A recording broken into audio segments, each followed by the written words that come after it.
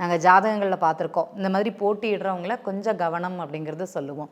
அந்த மாதிரி அவங்க வெற்றி பெற்றாலுமே அந்த நீண்ட கால வாழ்க்கை அப்படிங்கிறது சிறப்பாக இருக்காது. அது கொஞ்சம் கஷ்டம்தான், இருந்தாலுமே சிறப்பாக அமையாது. நிறைய பிரச்சனைகளை சந்திக்க கொள்ளக்கூடிய ஒரு நபராக இருப்பாங்க. நான் என்ன செஞ்சாலுமே அங்கே திருப்தினோ இது ஒரு முடிவு அப்படிங்கிறது வராது.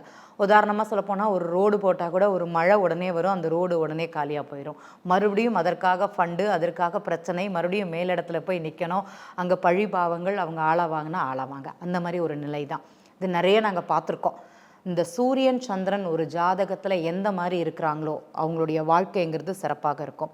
இப்போ உதாரணமாக சந்திரன் ஒருத்தங்களுக்கு மீன ராசியில் இருக்குது, ஒருத்தர் பிறந்த நட்சத்திரம் ரேவதி நட்சத்திரத்தில் பிறந்தாங்கன்னு வச்சுக்கோங்களேன். அவங்க குடும்ப வாழ்க்கைங்கிறது ரொம்ப பிரச்சனை. குடும்பத்தில் பார்த்திங்கன்னா மாமியாருக்கும் மருமகளுக்குமே பிரச்சனையாக இருக்கும். சகோதர வழி உறவுகள் அப்படிங்கிறதும் அங்கே பிரச்சனையே கொடுக்கும். அந்த பெண்கள் ஒற்றுமை அப்படிங்கிறது ரொம்ப கம்மியாக இருக்கும். அது ஒரு உணர்வாகவே இருக்காது. ஜஸ்ட் ஒரு பொருளாதார நோக்கத்திற்காகவோ இல்லைனா ஒரு ஹாய் பாய் சொல்லக்கூடிய ஒரு நிலை அப்படிங்கிறது தான் அந்த குடும்பத்தில் இருக்கும். இந்த மீன ராசியில் பிறந்த ரேவதி நட்சத்திரத்தில் யார் பிறக்கிறாங்களோ அவங்களுக்கு அது குறிகாட்டுமானா கண்டிப்பாக குறிகாட்டும்.